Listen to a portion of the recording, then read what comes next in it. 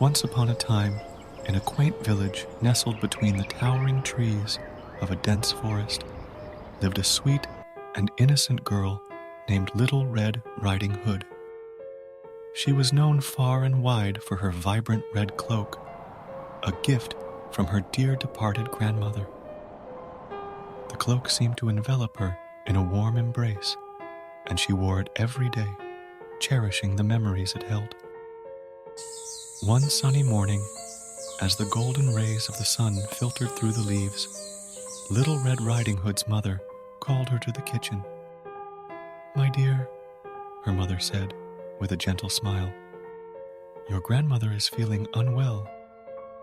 I've prepared a basket of freshly baked treats and a bottle of wine for you to take to her.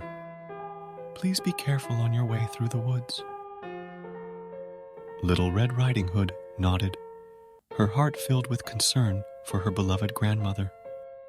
She took the basket, filled with delicious goodies, and headed into the heart of the forest. The birds chirped cheerfully, and the flowers bloomed in a rainbow of colors, creating a picturesque scene as she walked along the winding path. Unbeknownst to her, a cunning and sly wolf had been lurking nearby, his sharp eyes trained on the little girl with the red cloak. Spotting the opportunity, the wolf approached Little Red Riding Hood and struck up a conversation. "Good day, Little Red Riding Hood," he purred, his voice dripping with false charm. "Where are you off to with such a delightful basket?" Little Red Riding Hood looked up, her big, innocent eyes meeting the wolf's gaze.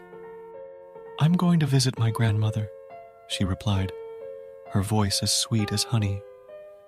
"She's not feeling well, so I'm taking her some treats to make her feel better." The wolf's eyes gleamed with mischief as he said, "What a kind granddaughter you are. But do you know the quickest way to your grandmother's house? The path through the forest is long and winding." Innocently, Little Red Riding Hood asked, "Oh, really?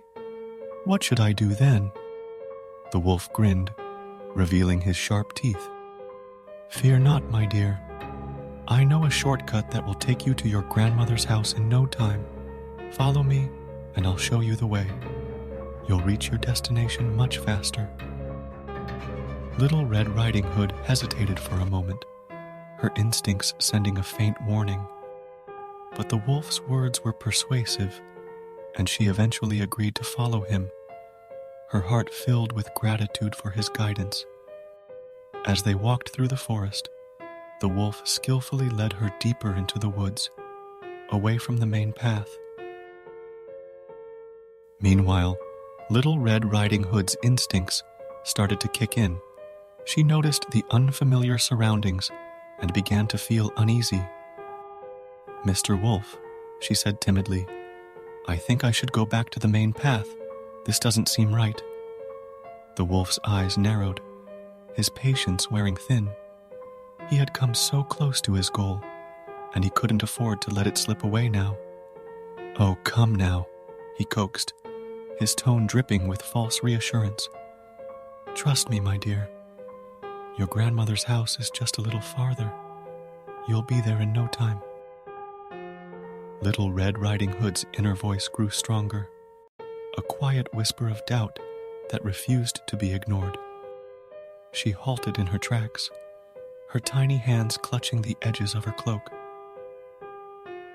"I'm sorry, Mr. Wolf," she said, with a newfound determination, "but I don't think I can go any further. My grandmother's house should have been nearby by now, and this path doesn't feel right." The wolf's patience was wearing thin, his facade of kindness slipping away like a mask. With a snarl, he abandoned all pretenses and lunged forward, his teeth bared and his intentions clear. "Ah, Little Red Riding Hood," he snarled, his voice dripping with malice. "You should have listened to me. Now it's too late." Just as the wolf prepared to pounce, the sound of rustling leaves and cracking twigs filled the air. A group of kind woodcutters, led by a burly man with a heart of gold, burst onto the scene, their axes raised and their eyes filled with determination. The wolf, now outnumbered and caught off guard, slinked away into the shadows of the forest, disappearing into the dense trees. The woodcutters rushed to Little Red Riding Hood's side, their faces etched with concern. She trembled, her heart pounding like a frightened rabbit's as she recounted the events that had unfolded. The woodcutters listened intently, their expressions growing grimmer as they realized the danger she had been in. "You're safe now," the burly woodcutter reassured her, his voice as soothing as a gentle breeze. "Let's go to your grandmother's house together." Guided by the woodcutters, Little Red Riding Hood finally reached her grandmother's cozy cottage. She rushed into the warm embrace of her grandmother, tears streaming down her face as relief flooded her being.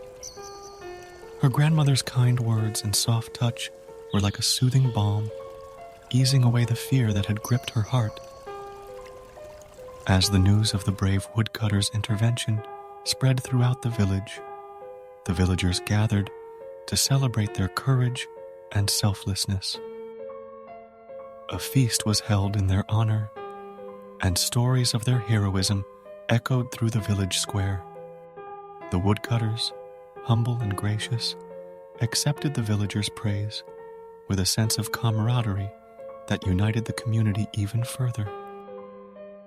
Little Red Riding Hood's tale became a cautionary one, whispered by parents to their children as a reminder to trust their instincts and be wary of strangers.